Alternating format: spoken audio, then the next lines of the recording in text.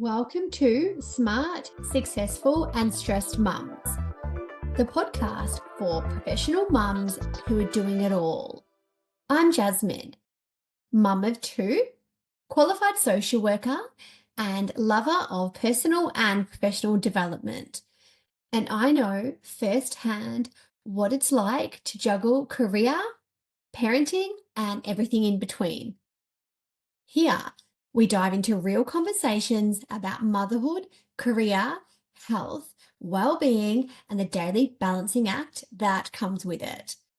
You'll hear from experts in the field, as well as everyday professional mums sharing their stories, struggles, and wins.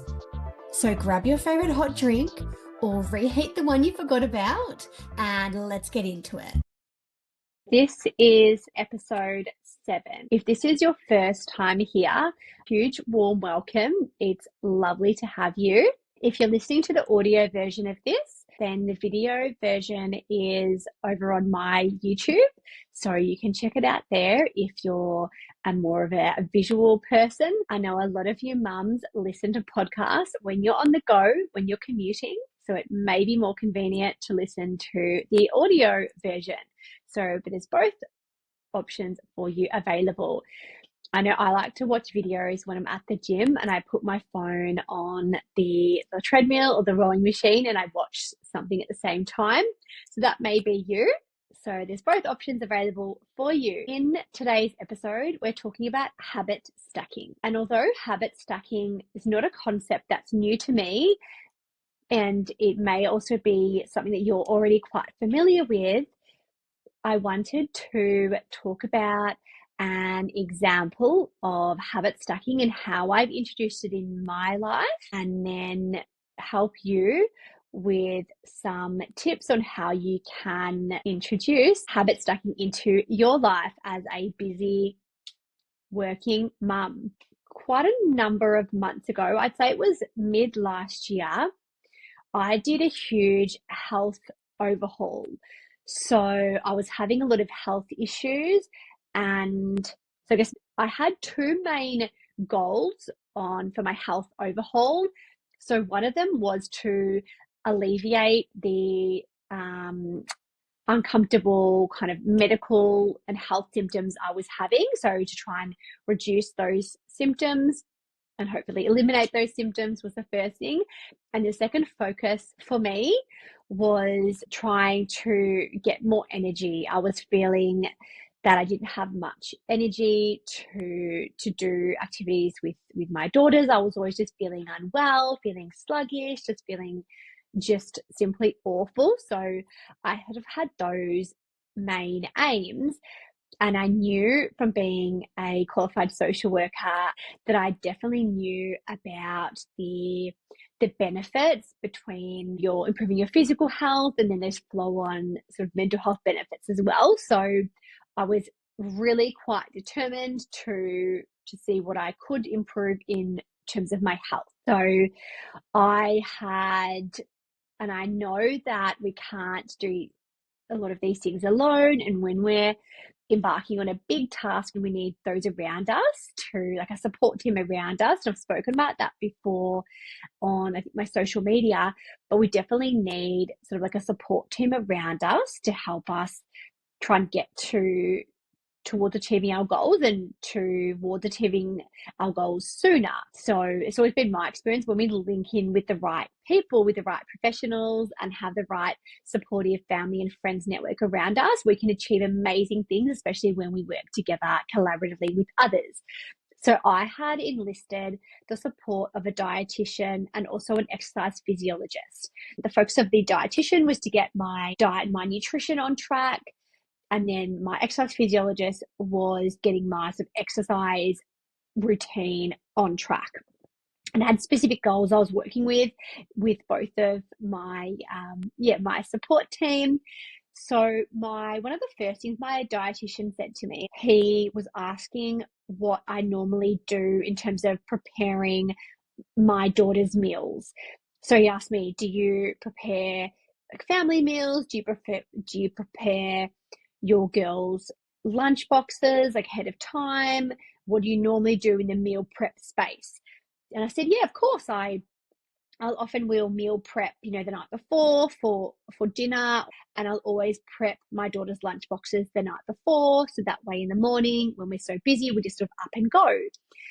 And then Jono had asked me, have you heard of the concept of habit stacking? To which I said, yes, I have heard of it. And he'd said, it's not about you introducing a whole new habit in your life, such as meal prep. It's about adding on or stacking onto the habits you're already doing. So it said to me, as an example, while you're prepping your daughter's lunchboxes for their school day, that's when you prepare your healthy work snacks and you do yours at the same time. So it's not any extra work for me. And one of my daughters likes cucumber, one does not. But now what I'm doing is, now that I'm really embedding this concept of habit stacking in my life, the example is I'll be chopping up cucumber for her fruit and veg snack. And then I'll cut a bit of extra, and that will be in my glass container for the start of my salad. Then my older daughter, she likes lettuce. So I might make her a ham and lettuce roll. So again, prepare a little bit of extra lettuce. That lettuce goes into my salad. We may have leftover dinner from the night before. So it's not uncommon for us to have, maybe it's a bit of a curry left over, or it might be some pieces of meat from a roast. So again, I'll take that leftover and add that to my salad. That's a complete meal. So it's not about, I guess, reinventing the wheel and introducing a whole new habit. It's about, what are you already doing in your life that's already a habit, and then you can kind of stack onto that.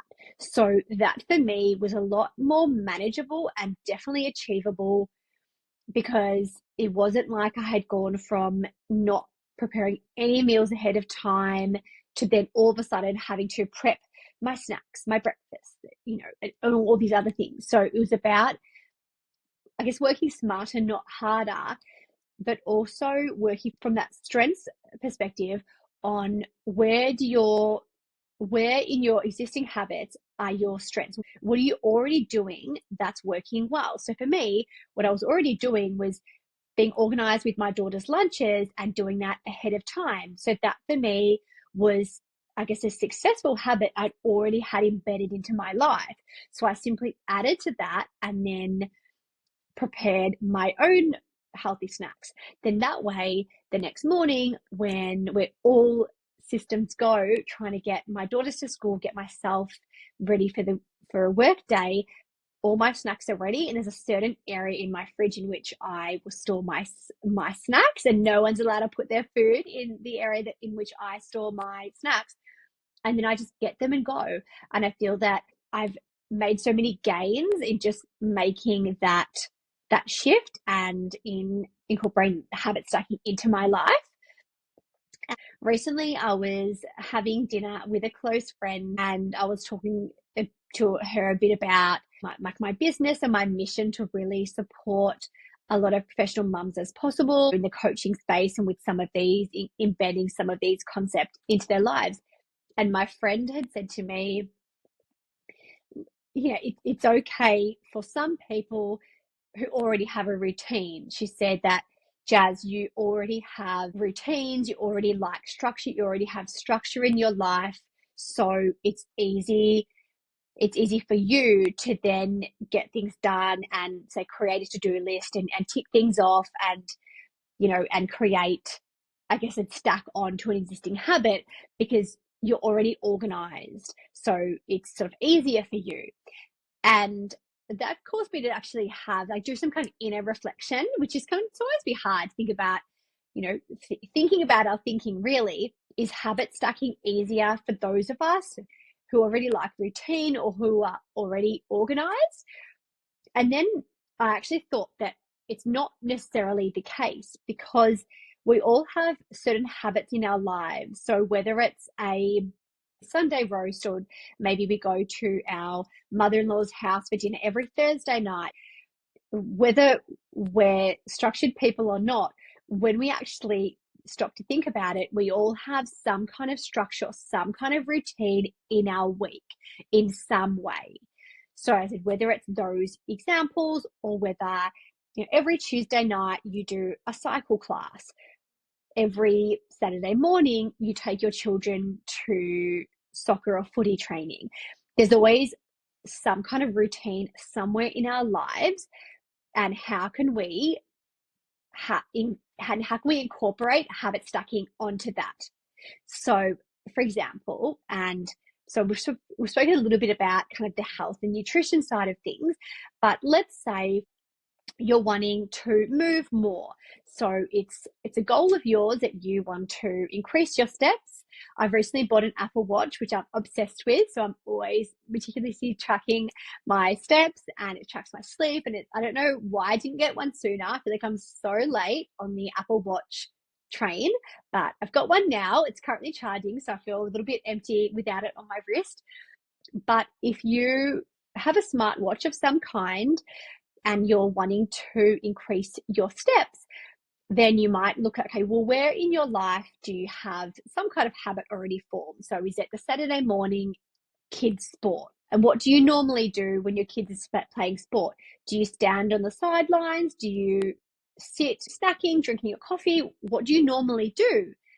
And can you then add, or can you stack on to that existing habit? So if you're already out of the house, you're already most likely casually dressed, wearing appropriate footwear for walking. If you're at a muddy oval, then most likely you won't be wearing your best stilettos. So you're already dressed to be able to go for a walk. So can you, while your children are doing the warm-ups, I understand you want to be present for the game, but while they're doing their warm-up or while they're in the locker rooms with the coach, getting their, I don't know much about sport, but getting their pre-game debrief or whatever it is that they do, could you take that opportunity to walk around the field a few times to get some steps up to I guess stack on top of that existing habit?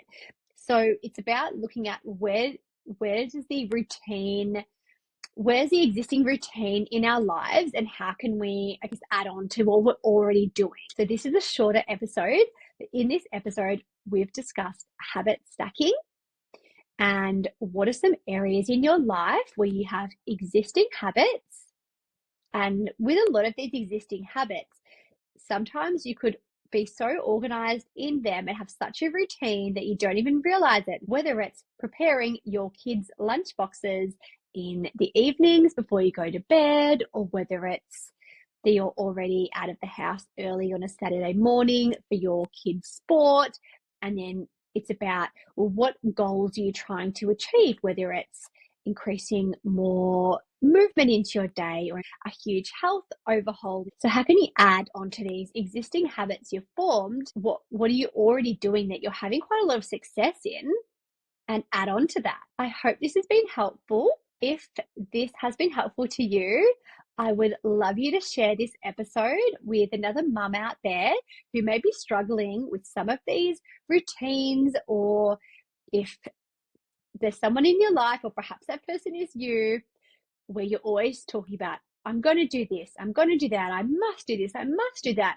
But instead of creating yourself such unrealistic goals that can seem so hard to achieve or so hard to work towards, look at in what areas you already have quite a well-formed and successful habit and stack onto that. So I really hope this has been helpful, and thank you so much for joining me in the Smart, Successful, Stressed Mums podcast. I will see you next time.